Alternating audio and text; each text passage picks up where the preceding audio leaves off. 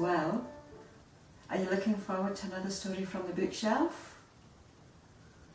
Well, the book that I've chosen today is called Crazy Charlie. It's about a crocodile.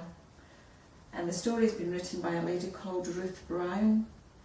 And the pictures in the book have been drawn by Ruth as well. So she's a clever lady. She can write and she can draw.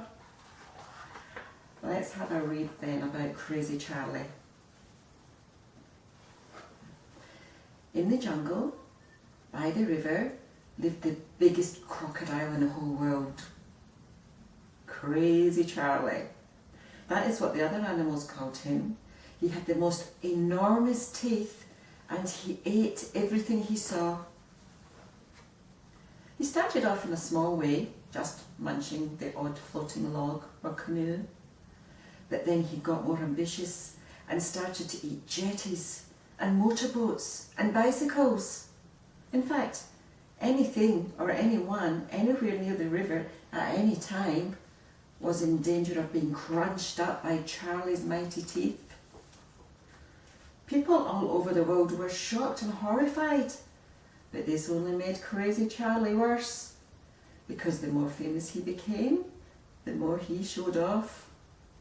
He started eating houses and trains and factories. Things had gone too far.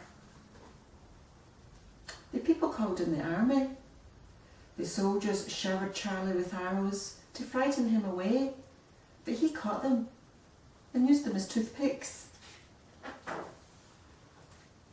They shot at him with cannon, but Charlie caught the cannonballs and crunched them up like gobstoppers.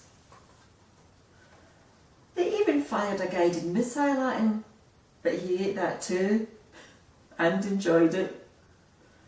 The people were in despair, but Crazy Charlie was having the time of his life being the centre of the world's attention. But one day, something terrible happened to Charlie. One by one, his huge, beautiful, sharp teeth began to fall out. Finally, he was totally toothless. The crowds didn't come anymore. Nobody was frightened of him. Nobody made a fuss. He was no longer big news. Life was very dull for Crazy Charlie, but the other animals enjoyed the peace and quiet.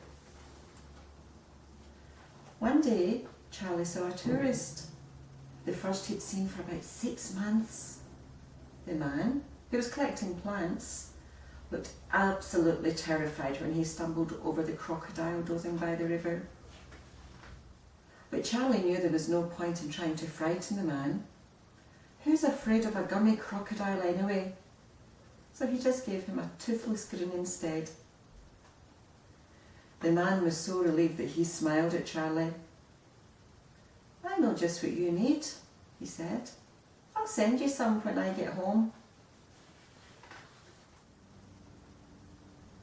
Charlie thought no more about him until a few months later when a large parcel arrived for him. It was from a plant collecting tourist. He was a dentist, and he had made Charlie the most beautiful set of sparkling teeth. Crazy Charlie put them in his mouth and smiled the shiniest smile anyone had ever seen. People started flocking to see him once more, and how Charlie loved it. He was big news again, the centre of the world's attention. But now, all he had to do was smile. And let me show you the picture of Crazy Charlie smiling with his new teeth. Doesn't he look marvellous?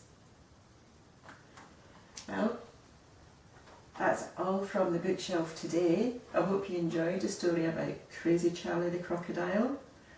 So until we take another book from the bookshelf, you be good. And if you can't be good, don't get caught. Bye for now.